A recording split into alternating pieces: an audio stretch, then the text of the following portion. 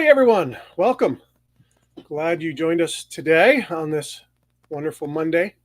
Hopefully, it's wonderful for you. But my name is Doug Kothe. I am the founder and principal consultant at the People Smart Group, and also founder of the Organizational Health Collective, which you see above, and a member of it. And People Smart, we are focused on helping organizations build healthier teams, healthier organizations, so that they get the most out of their people and become most productive, get the best results. And then the Organizational Health Collective is a gathering of like-minded consultants who want to continue to grow, want to continue to connect with one another and network and work together on things, and ultimately also working on building leads together. So that's our gig as the Organizational Health Collective. And over to my friend here. Yeah, I'm Dr. Terry Wager, and I can attest that Doug is the founder and also a member. And so I didn't get kicked out yet. But I am a principal consultant, Generator Consulting, which is I'm the principal because it's my company, and it is my company with my wonderful partner Christine. And we work with people to develop teams and leadership, because really you cannot have a business that isn't led well. And so we help people lead well. Absolutely. What are we talking about today? Well, speaking of leading well, so we're talking about inauthentic authenticity in leadership. How often do we hear you only have to be on LinkedIn for a minute to see all the posts of, hey, we need authentic leaders, and this is what an authentic leader looks like. And those are wonderful things. The only problem being oftentimes the encouragement out of that is, so go be authentic. Try to be a little more vulnerable today. Try to be a little bit more transparent today. And it's like the same reason that they weren't authentic and transparent yesterday is still there, though. So Right. How are they all of a sudden supposed to turn around and now they're going to be transparent and authentic? Right. And it's funny because in mental health, I have been in it for years and years and years, and I honestly don't like the field because there's throughout the years disorder of the decade, and we're in the autism disorder decade now. And before that, it was ADHD. Mm-hmm. And before that, it was childhood disorders of sorts. But each decade, it seems like there is this thing. And so it really frustrated me because everybody has it and everybody's doing it and everybody's talking about it and everybody's specializing it. And it seems to me in the world of coaching and consulting, people do that as well. And it's much more short life cycle of a week or two, sometimes a month, but it's the buzzword of the week or the day or the month. And, there's been credible, and everybody had to be credible, and you had to get a website, and everybody had to be credible on their website. And then they got paid a bunch of money to get people to do reviews that aren't necessarily real or whatever.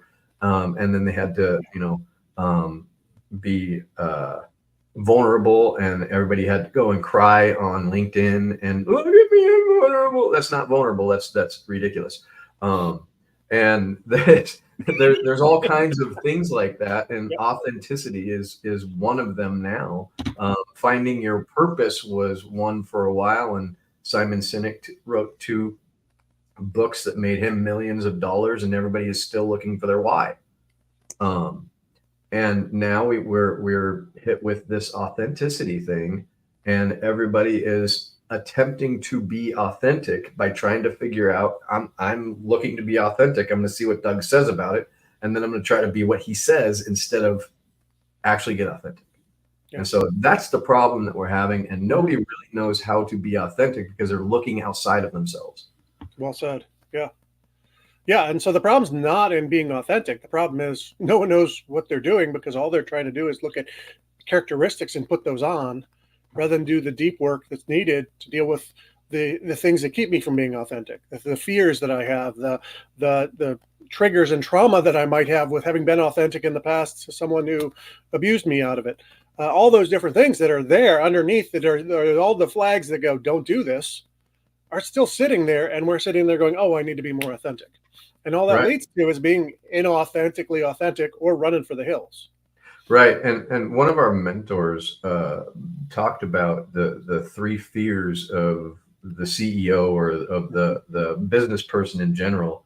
One being embarrassed, two Yep. being inferior, and three going broke.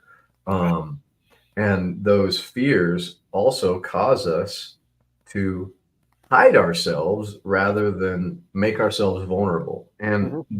by the way, if we really want to look at what authenticity is, it's being completely vulnerable about where we're at. Yep. I mean, it's not about trying to, okay, well, Doug thinks authenticity is being honest, so I'm going to be a version of honest that Doug will believe. Right. Um, it's about going, I'm frightened here. I don't know what I'm doing. I need help. Yep. It's about putting your hand up and saying, I was wrong. I messed up. I need help. Funny enough, a lot of them that I'm thinking of are going to say I need help. Um, but it really truly is opening yourself up and allowing people to see maybe where you're inferior, Hmm. or maybe where you're embarrassed, or maybe where you're feeling shameful or powerless, and really opening up and showing the emotion that you hide so dearly and try to keep people from seeing, while Hmm. you try to do outwardly make it look like you're being authentic or you're being open or being present or whatever it is. Yep. Well, and it occurs to me, Terry, and I'm going to throw this back your way, that that's not just something you turn around and do, but that's a process. And if I just all of a sudden start spilling my guts to everybody, that's going to be a problem. I mean, okay, so when I first started on my journey, um, I was told that I had to be open. And Hmm. so I went and started telling everybody every little thing I did, and it didn't go well. Yep. I tell the girl I like her, and she runs away. After I told her all of the things that I've been through and done, and it's just a download of my my drama and trauma that I experienced from not being authentic first, and Mm. two, not knowing how to actually modulate emotion or not knowing how to have interactions with people. I was very, very, this was 1990s. Let's just be clear. It was like 1997. Um, and so I had been on a personal journey of development for about a year and a half or something like that. And um, I got that suggestion to be more authentic. And so I interpreted that to mean just puke on people. Right. And, if you ever see somebody puke, it's gross. But the other thing is that everybody backs up. Yep. Oh, yeah, don't want to be hit by that. And that's what happens when we're unmodulated authenticity. It's not authenticity to do that. No. It's over emotional puking. Yep. And so we actually, before we do that, I think it is very necessary to either get a good therapist or a good executive coach. By the way, I'm talking good, not that they have that name or that title in their name that they're an executive coach, so they're good. That doesn't mean anything, Yep. or that they're a good therapist. They have to actually be able to, well, for me, be vulnerable themselves Yep. and be able to be a very good model for you as to where they're at, what their life is about.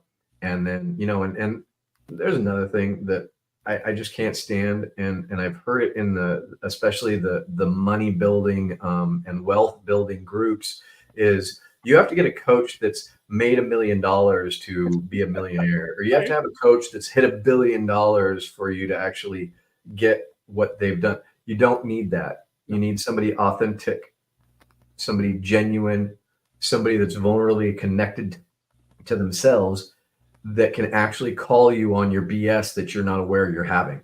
Yep. That's what you need. And it doesn't matter if the person has made $1 million or if they're very happy with their life, or if, and you know what, people will hear this and they'll go, oh, so he hasn't made $1 million. Well, maybe I have, maybe I have, don't care. What I know is that I have done the work on me to know what's going on with me and Yep. to not puke it or let that work that I've done guide what I think other people should do. hmm Yeah. And in other words, I don't let my trauma be the thing that guides people. Well, and the question, of course, for the person who, well, I already made $1 million or I already did X, Y, Z. It's like, yeah, great. How much could you have made if you handled people better? Who knows? But I mean, and at the same time, it's like, okay, if you make $1 million and you have no friends at the end of that, that's a problem. You got nothing to do with it other than spend it on yourself. I don't know for Um, sure. yeah.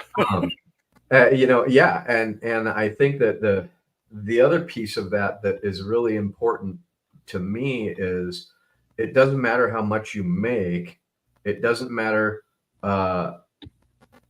any of that if you're actually one, fake, two, unhappy, three, stressed, not because you really want something better, but stressed because you're afraid everybody's going to find out you're a fraud. That's not a way to live. And the reality is everybody has things that we feel shameful about. And if we don't identify those, look at them and let them go, and I don't mean stuff them, I mean actually have some resolution around it and learn about yourself, Yep. you're going to walk around with that and it's going to guide any kind of thing that you do. And when we do that, we actually are doing a disservice. If we're a consultant or we're a coach, we're doing a disservice to the person we're helping. If we're just in our own lives, the CEO, anything that's pushing us that isn't dealt with internally is going to be putting on a filter that causes us to make mistakes that we're unaware we're making. Yeah. And that's one of the reasons that deeper work is really important for anybody, because we live driven by the dysfunction that we have inside of ourselves. And if we don't get rid of it, we're going to continue to drive through dysfunction instead of having a very highly functional relationship with people. That's good. I like that. It's interesting. We started that whole segment right there with talking about people puking on people emotionally, and an observation about that is when I do that, I make it all about me. I mean, it's all about me, right? I mean, here you are, you're here to serve me by me puking my emotions on you. It's not me. So authenticity is not an issue of let's make it all about me today. It's actually a connectional reality because we want to build relationships. And That's so I good. think that's probably a good differentiator for people of what do I share, what do I not share, what's helpful to the relationship and what's not. And not that and what's keeping me from wearing a mask, right? And the other end of that spectrum is we're putting masks on so people see us a certain way. And whenever you're living behind a mask, you're constantly trying to figure out how do I not let them see around the mask. That's really good. When the way I kind of think about that is when I'm actually I'm always authentic because Yeah. I don't really know how to hide very well anymore. I say what's on my mind. I'm pretty direct. Sometimes I'm vulgar, but and sometimes I say things that I really shouldn't say.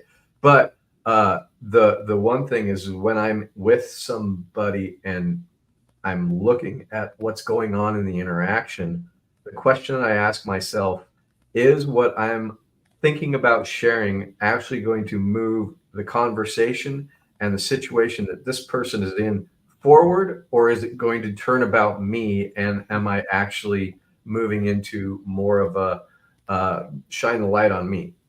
Yep. And if it's a shine a light on me, then I don't say it.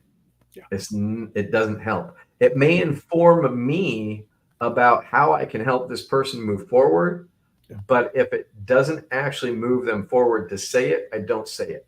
Yeah. And so I have had a lot of different experiences with different clients, with different client populations. I've had my own, rock and rolling, dangerous kind of world for years that is very, in some ways intense, some ways very sad, and some ways very exciting. Yeah. but none of that information needs to be shared if it's going to actually pull away from the moment with the client. Mm-hmm. That's good. But it doesn't mean I shy away from it. And it doesn't mean that I hide it, and it doesn't mean that I'm living in shame and keeping it in this box far away. It's all able to be talked about. And if somebody asks me about my drinking and drugging career, I can talk about it. I can talk all about it, and I can talk about the fun times as well as the bad times. It wasn't all bad. Yep. But net end result wasn't so great for me. Right. Right. And I'll say it wasn't so great for me. I'm also not the type to say that everybody in the world who drinks has a drinking problem. It's not true. Right. Most of them do. But maybe probably not you, whoever you are. Don't worry about it. But that's the thing is also, I think that there's an authenticity factor about being able to not take yourself so damn seriously too. And a lot of people need to be, hey, they need to take me seriously. I need to show that I'm important. I need to prove. I need to make this $1 million to be approved. So I know that I'm good, and none of it's real. Yep. Well, I love the way you just said it. I need to do it so I know I'm good. And the problem there is you have an insecurity that you're trying to work out in your work world and in your relationships that isn't going to help you any. You've got to work to the point where you're working from security, not working for your security. Absolutely. That is probably the best thing I've heard on this podcast, and I wish I had said it.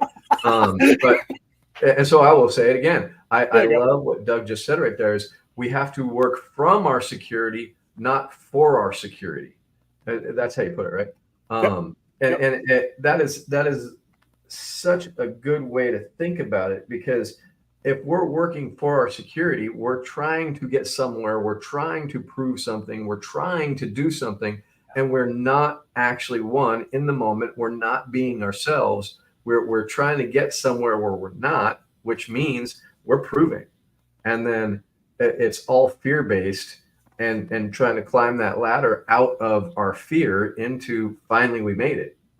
And there is no finally we made it, because, there's also that saying, every level has a new devil. Well, it doesn't matter if we don't deal with whatever's going on with us right then and there, and we try to get up to beat it. We don't beat anything. We take it with us. Yeah, that's good. Yeah, for sure. And I love your picture, and I think this is a really helpful one for listeners.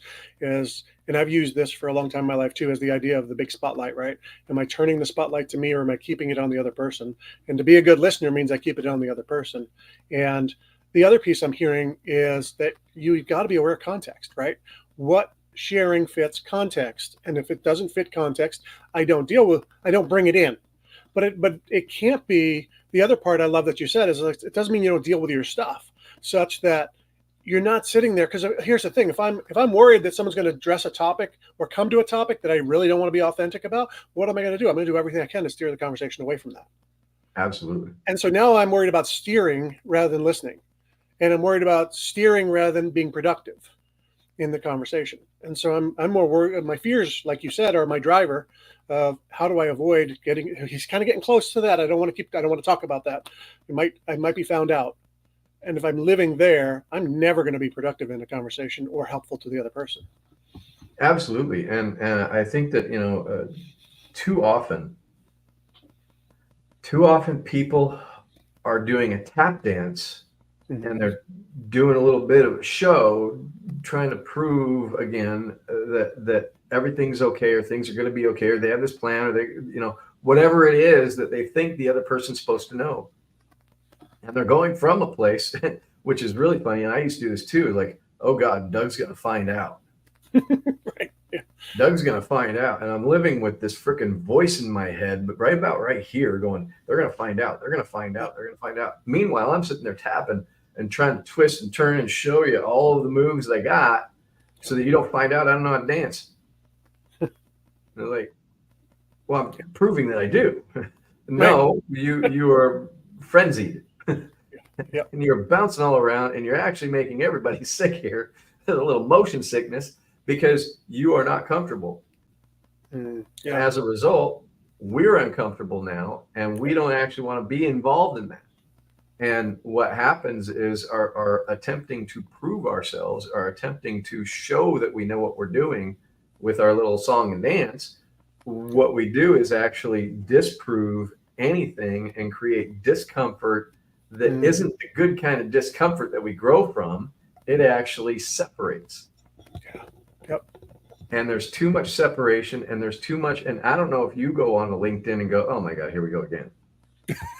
Yeah. But, LinkedIn, Facebook, all of the social medias, here we go again. Somebody else talking about authenticity. And I mean, somebody probably popping up in here and listening and going, oh my God, they are talking about authenticity again. Right. And we are. And what we're saying is nobody is. Right. Yeah. There's very, very few people that are authentic. Yeah. And the fact of the matter is fear breeds inauthenticity. Yep.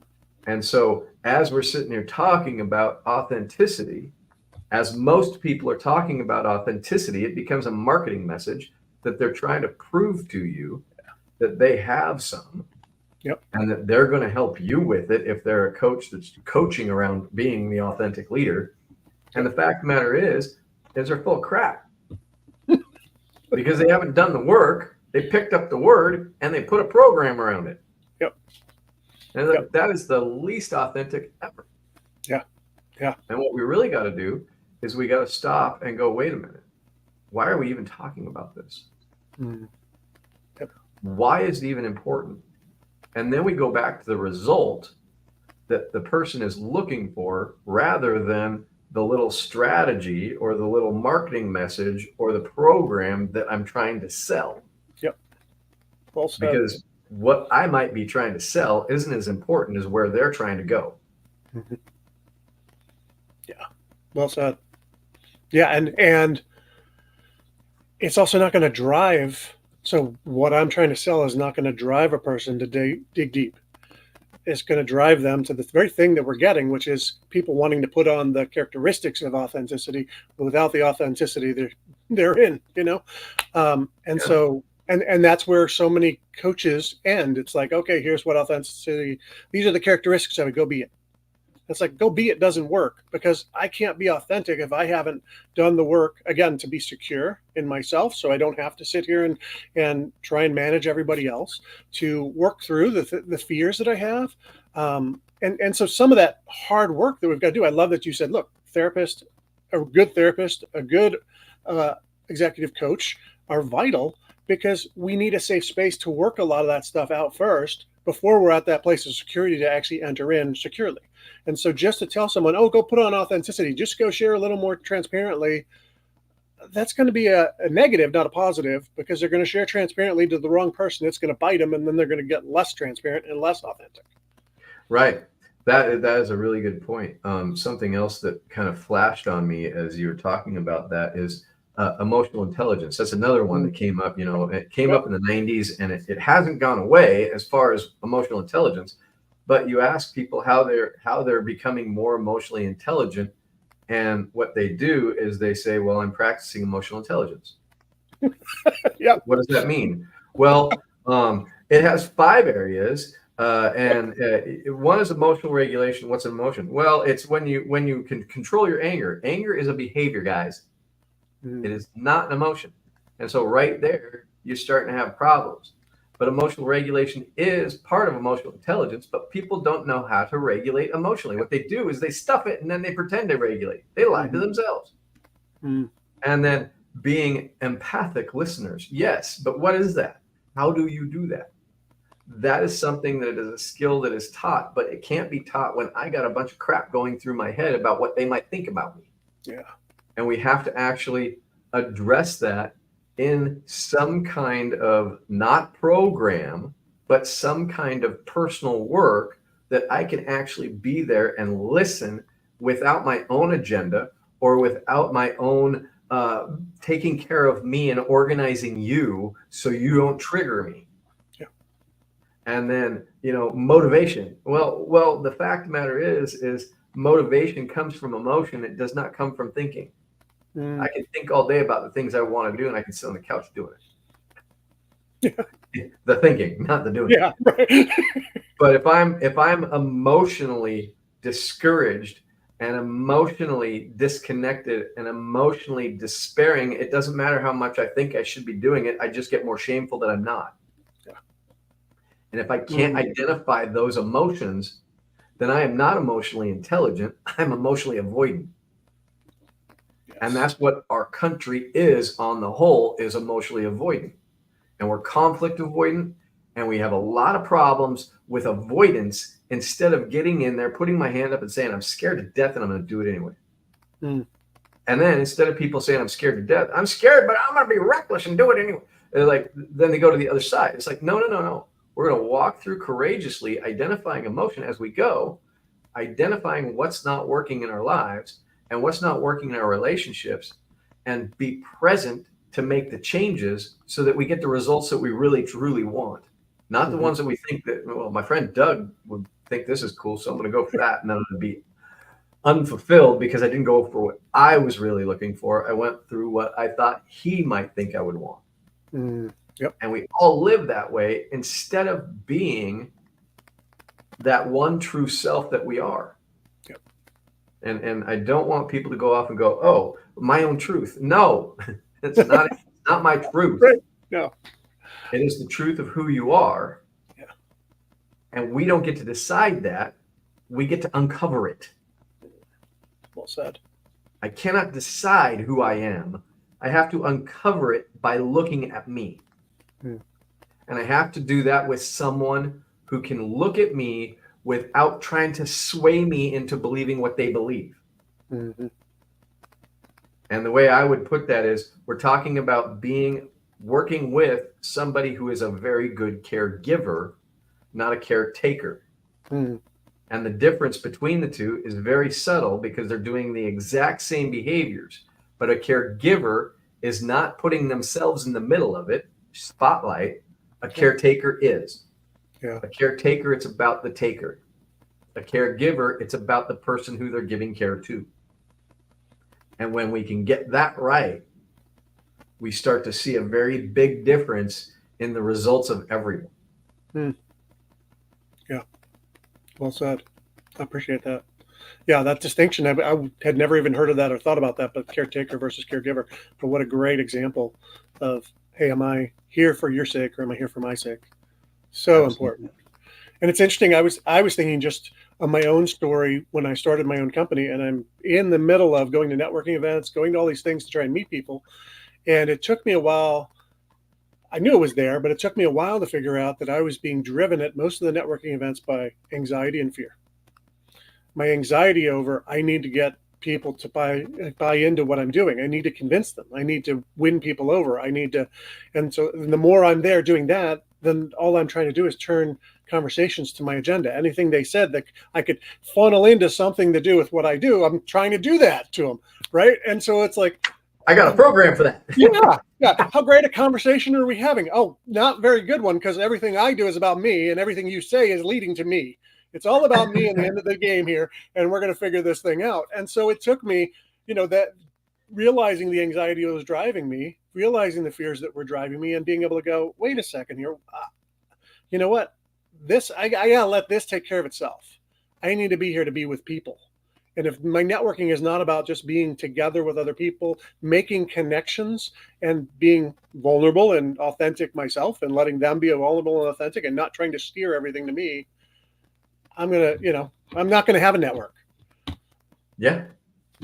And so, for me, that was one I just think of, here's where anxiety can drive you or fear can drive you, that all of a sudden it becomes all about you. It doesn't matter what else all of a sudden when that becomes a driver, it all goes out the window, because now you're trying to funnel it to take care of my anxiety, take care of my fear. Right. And take care of my bank account. I need to get the sale. Yeah. Or I need to get these clients.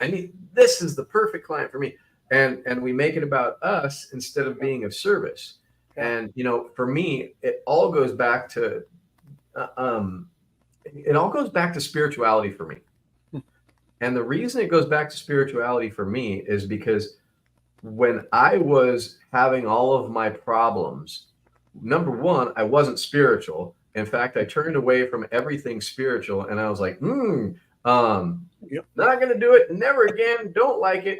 And I'm going to do this on my own. And it was a very lonely existence. Yeah.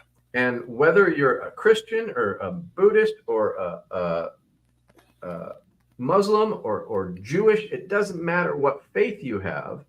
What matters to me is that whatever faith you have, you surrender to that faith and you allow it to teach you who you are. And you have a relationship with yourself and you have a relationship with that faith. And you start to realize that there is more to you than you. And it's within the connections that we have, the authentic connections that we have, that we learn about ourselves. One of the craziest things that I ever heard when I went into the 12-step programs is no relationships for the first year. And I'm like, okay, what does that even mean? And nobody actually followed it. And then everybody had a big source of shame around the fact that they got into a relationship when they were told they were not supposed to. But here's the thing. There's a few people that decided that they're going to wait the year and they're going to wait 2 years and then 3 because they're now afraid of relationships because they were told they're going to screw it up if they get into the first year. And so there's a fear about relationships and they work on themselves and they work on themselves and they work on themselves. And then once they get into a relationship, they will realize they were working on a delusional idea of themselves because we can't tell about what we like or dislike in a vacuum of self. Mm-hmm. We need the other people in our lives to help us see where our blind spots are. And that's the work of relationships, and that's the work of becoming authentic. And that's when Lencioni wrote that Being Naked, or what is it called? Getting Naked. Yeah, what? Getting Naked. Getting naked. Yeah, getting. The idea is being completely open and letting people see your full boils, letting them see where you're not completely perfect. But we wear this mask of perfection. And the reality is we cannot work on ourselves alone. Yeah. And they have a saying in the 12-step group with the 5th step, which is we have to share our inventory with ourselves, God, and another human being. Mm-hmm. You cannot do it without those 3 involved. If we're not honest with ourselves, there's no sharing. If there's no higher power, there's no sharing. And if there's no other human being, we're probably psychotic while we're sharing. And so we need God, ourselves, and another human being in order to be able to get some kind of clarity around what's going on with us. We need somebody else to be able to tell us that we're full of crap. Whether we're saying we're full of crap in a way that is we're expansive and full of crap, like going to hurt somebody in a way, or we're full of crap and beating ourselves up. There needs to be something other than us looking at the information because our filter is clogged. That's good. Yeah, and we need something that transcends us, that gives purpose and meaning. And we talk about that with our core purpose in businesses, right? If I don't have something that's transcendent, that's bigger than me, and all I'm defined by is me, well, then that's a scary place in this world. Absolutely. I'm going to be a jellyfish. Whatever anyone else needs of me, so I can look good, be kind. I'm a nice guy. Really, are you? And I think there's also the other piece. When we're around other human beings, we actually see the foibles of other human beings. So all of a sudden we realize, welcome to humanity. You're just like the rest of us, right? We're all screwed up. We all are a mixture of beauty and brokenness that is just, hey, guess what? Welcome to the club. And until we can get to that point of being comfortable in our own skin, that guess what? I don't have everything I need. And I don't have everything anyone else needs. I bring a lot of great things to the table, and there's a lot of things I don't bring to the table. And we're designed, we're interdependent creatures. And the reason is because we actually, when we come together, do greater things than when we're just alone. Synergy is not just a book concept. It's a reality of life when we live interdependently, and you use your gifts and I use my gifts and someone else uses their gifts, and they interconnect and intertwine in a way that we get something so much better because I couldn't do what you did. Absolutely. I think that's so good because that's honestly what the working genius is. We talked about last week, is the idea of being able to be multipliers by being in our genius, by appreciating the other person's genius. And even if you have the same genius, you don't have the same point of view, right? I do not know what the world looks like from Houston. I know what it looks like from out my window right now in Portland, Oregon. Yep. And I know what it looks like from my number of years. I'm not going to say how many. I'm just kidding. my number of years on this earth, I know what the world looks like from my experience, but I don't know what it's like from Doug's, and I don't know what it's like from Christine's. And when I think I know all the answers, now I have a problem. Or if even worse, I'm shut off to other answers, that's a big problem. And I think that that's one of the biggest problems that I see in the world of work, is that people get scared and then they don't want to be open to other people's opinion or other people's perspective, because then they have to give theirs up. Yeah. Right. They go right to, I got to give mine up. No, you don't have to give yours up. Yeah. But you have to see where you see it and they see it. And maybe what is the reality of the two or the three, because maybe there's a third one in there that is a joint. And so how do we see together what we're all seeing? And if you have, I love the saying that if you have 10 people in the room, there's 11 perspectives. Yeah. Right. And by the way, if you have 9, then there's 10. So there's one more than the people, just to help you guys with that math. It doesn't, it's a perspective that we can't see. And we got to honor the fact that there's something in the room, there's something in the situation that we can't see. And for me, that's that place of authenticity. I don't know what happened there. My tongue got stuck. But that's that place of authenticity, is in that one perspective that we can't see. And we have to be able to look into it and open ourselves to that thing that we do not see, that we are not aware of, in order to be able to step up that next level. Yep. Wow. So it's interesting as you're talking, one of the thoughts that hit me, and I'm thinking of one of those other kind of, words of the day, words of the month, words of the week, however long you want to go with that, right, is all about leaders who, the idea, if you're the smartest one in the room, then you're actually kind of stupid. Because you're not surrounding, but the argument of that comes out too, because you're not surrounding yourself with great people who have skills you don't have, But what we don't get to is, okay, again, what drives that? Fear. My insecurities, my fear is what drives that I've got to be the smartest guy in the room and I got to act like I know it all. And so again, that's another place of inauthenticity, where fear is my driver, where I'm sitting there going, I don't want anyone to be above me, or I'm the leader. I'm supposed to be above everybody. It's like, no. And again, that whole idea of, hey, no, if I can acknowledge me and who I am and what I bring to the room, which as a leader is hopefully I give good leadership to lead others so they're better than they would have been without me. Yeah. And beyond that, I don't need to know everything they know. Absolutely. I heard somebody, one of my many preachers I listen to, say something about God uses our stupidity. And I can't remember the quote exactly, but I was just like, oh my God, that is so good. Yeah.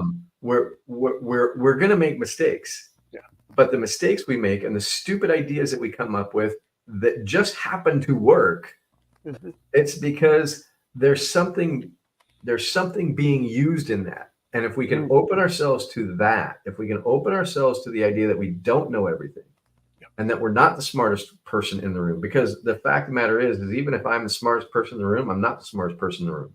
Right. I may be pretty smart, but if I make myself the smartest person in the world, what I really did was I shut off all intelligence in the room, including mine. And so just by being the smartest in the room, I got stupid. But my bigger point was, I got off track there. That was interesting. But the point is that we don't know what the answer is, and we make stupid mistakes. But just because we make stupid mistakes doesn't mean something good can't come of it. But if we're always trying to get through it instead of learn from it, then we have a problem. Yeah. And if we're always trying to be looking like what I think everybody else wants me to be, and then we throw the word authentic, well, Doug says this, Pat Lencioni says authentic is this, Tony Robbins said authentic is this, Simon Sinek says this is authentic. And I go, okay, these are all what authentic is. So now I'm going to try to be that. Yeah. I am the most phony person there is. Yep. Yeah. But put on the authentic mask. Exactly. But if I go, it doesn't matter what any of them say, to thine own self be true. Thank you, Shakespeare, not the Bible. To thine own self be true. What that means is I show up as I am. And if I disagree with Simon Sinek, then I can be disagreeable with Simon Sinek. Yep. If I disagree with Tony Robbins, or I disagree with Pat Lencioni, or I disagree with my good friend Doug Cothey, then I can actually state that without fear, saying, this is my take on it. Yep. And I don't have to beat them down to have a different opinion and a different perspective. Right. And I also can allow them to have theirs, although I think they're stupid. That was a joke, I know. Well, maybe a little. But maybe my ego. Wasn't company excluded, right? Yes, absolutely. Oh, okay, good. Just checking. Absolutely, not you. No. They're no. But the funny thing is that's the stuff that goes through my head sometimes, and it doesn't matter because it's just thoughts that aren't actually real. It's the it's the comparison. It's the thing, and this stuff happens for every human being. Yep. And the biggest problem that I think we all have is we've grown, and so now we don't do that anymore. Like I go to 12-step meetings sometimes, and still, and I in a couple of weeks I'll have 29 years sober. And the funny thing is, I still go into meetings sometimes, and the people go and start putting on their "I'm so much better than I used to be" face. Mm-hmm. And it's like, God, I wish I could be that someday, but I still have the crazy ass crap going through my head constantly. I don't want to drink. I haven't wanted to drink since the day I walked in the program 29 years ago. I don't want to do drugs. But the reason I wanted to do drugs and drink before is because I had this thing freaking driving me crazy that I needed to shut up. Yep. Guess what hasn't changed? Yep. I still have this thing talking to me. Everywhere I go, I'm still there. Exactly. I tried taking vacation. It didn't work. And the authenticity is that I am a flawed individual, not a sinner. I don't like that. It doesn't really do the thing that I think people think it does. I'm a flawed individual in that I cannot be perfect. Yep. But I am perfectly okay when I stop listening to my head tell me about me. And I start listening to my heart and identify the fears that my head is bringing up and tell somebody about them and work through them and let them go. Yep. Then I'm okay. And that's what I think authenticity is really about, is admitting that I got some crazy crap in my head. And I got some fears in my head, and I got some inferiority in my head, and I feel disconnected sometimes, and I feel like I'm not good enough sometimes, and I feel like people don't believe me sometimes, and I think that that's probably a good idea to not believe me sometimes. Right. But I do better not to believe me sometimes. Exactly. But at the same time, I also admit that stuff to myself, to close friends, to Christine. But I don't necessarily tell her all stuff. I have other people that I talk to about stuff that I'm not ready to talk to her about. And then I present it in a way that isn't puking on people. But I really live a life of being honest about what's going on with me at the moment, of the fears and the frustrations and all that stuff emotionally going on.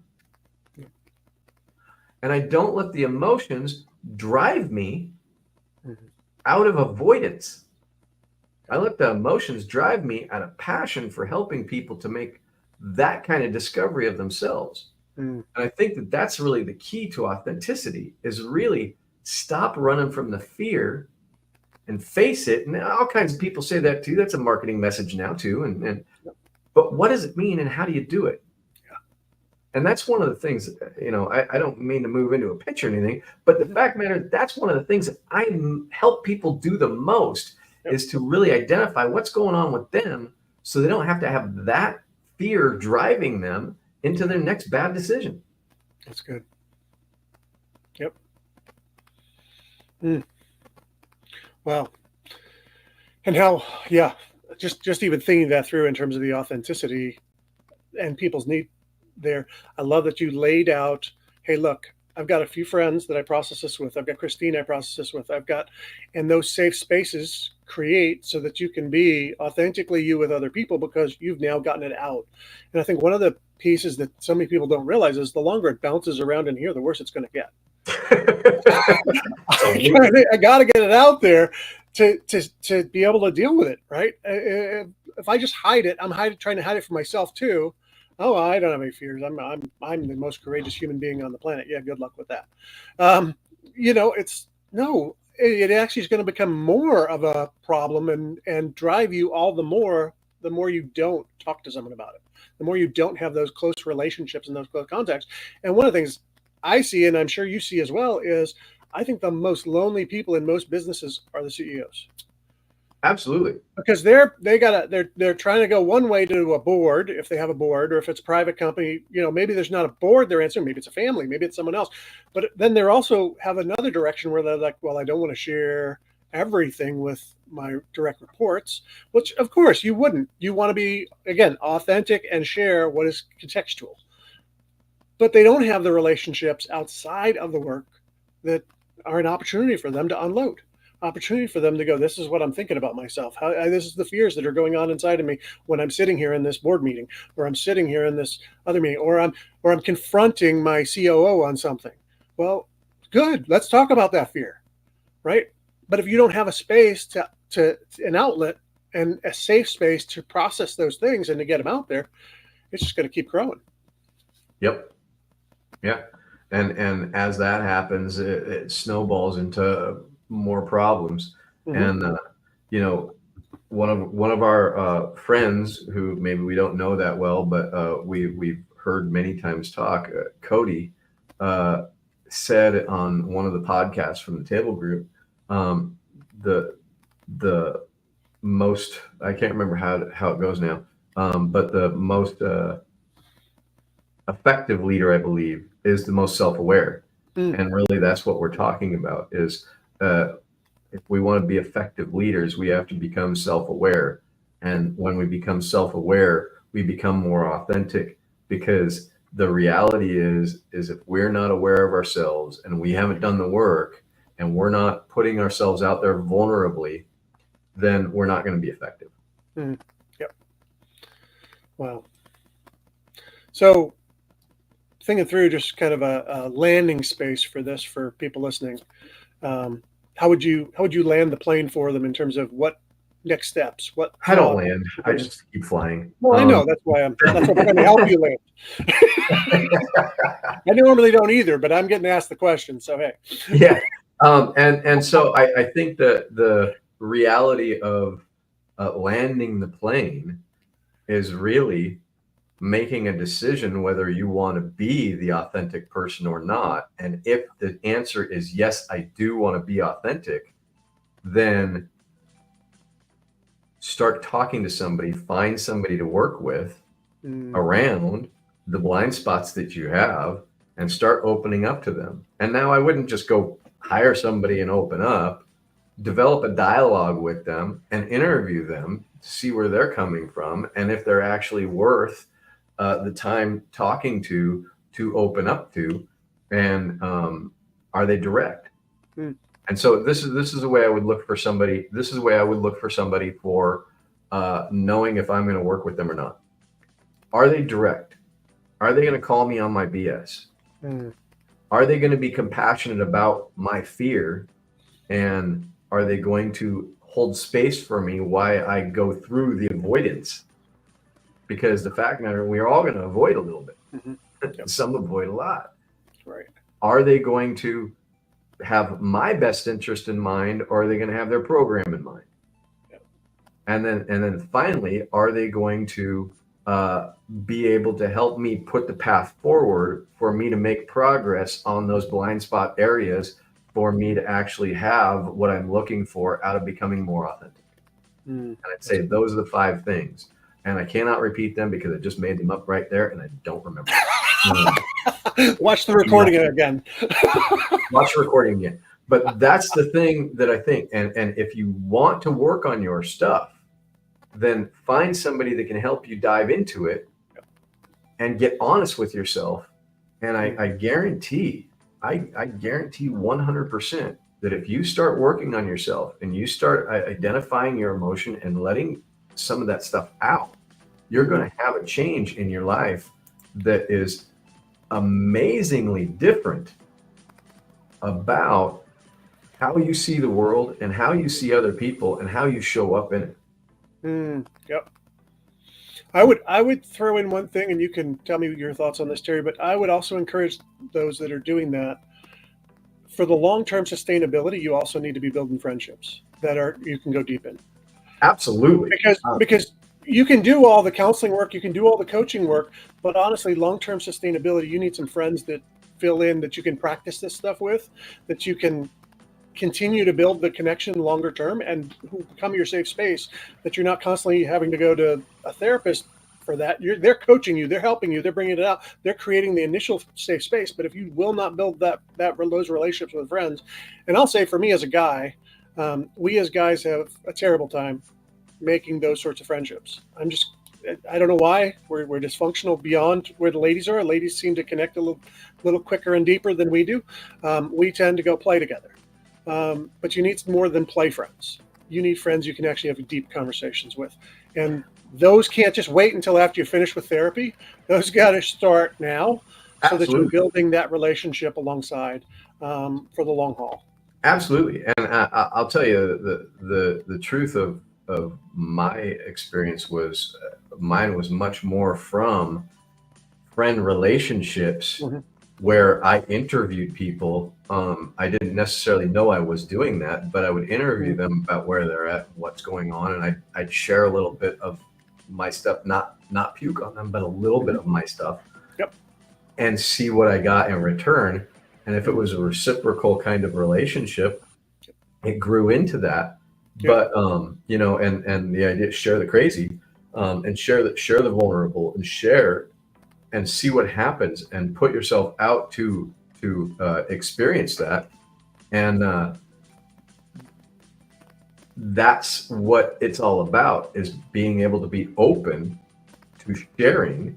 And if people give back, then that's a pretty good relationship. But I had to learn how to do that. And you can't go and pay for a relationship and then have all your relationships fixed. You have to have a proving ground, not proving to yourself or proving to anyone. What I'm talking about is, you have to actually go and do the experiment of becoming vulnerable to see that it's okay. Mm-hmm. And you have to be able to put yourself out there, and you have to be able to put yourself in front of rejection to realize people aren't going to reject you. Mm-hmm. What I used to do, which is it didn't really work well for me, is I would actually try it in my head before I ever did it, and it would go so poorly I never tried. Mm. Whether it was asking a girl out, or going and trying to get a job, or going to try a new thing. I'm still working on Spanish, but I haven't actually said a word out loud in my life. I'm kidding, but I don't want to ruin the language. I can't ruin the language, but that's a rationalization that I make so I don't have to speak it. Right. Why? Right. It goes right back to feeling embarrassed. I don't want to be embarrassed, and I don't want to feel fear. I don't want to put myself out there, and so I'm not going to. And as a result, then I never grow. And so, to your point, 100%, you have to do this with friends. Yeah. But a mentor, a coach, an executive coach, a therapist, if they are good and they do those things that I mentioned about helping you to see the blind spots and moving forward, and being able to call you on your BS and being able to share their experience of where they struggled with it. Yeah. Those are the things that you really want to see. Those are the things that you really want to look for in whether it's a relationship or a paid development, you know, and I'm a firm believer in performance coaches. I like them to have some kind of either spiritual background or psychology background for me to actually buy into what they're doing. But that's me. Other people can make their own decision. Yeah, well said. Well said. And just to wrap around this is just to encourage you, if you're listening, there are so many issues that we face as leaders that are rooted in this exact reality. You think about imposter syndrome. How many times do people talk about imposter syndrome? Where's that coming from? Again, your fears, your emotions, your, doing the deep work. All these different things that flow really out of our emotional life that we want to categorize as, well, if I got the right strategy, I'd be good to go. It's like, no, if I actually did the work, I'd be in a much better place. Absolutely. So, well, we're glad you joined us today, and we hope this is helpful. And if you would love to talk more, reach out to us. You can comment on any of the spaces you see this. You could also reach out to us and direct message us as well. In the end here, you'll see both of our contact information on how to get a hold of us. So we're glad you joined us. We'll see you next Monday. Thanks so much.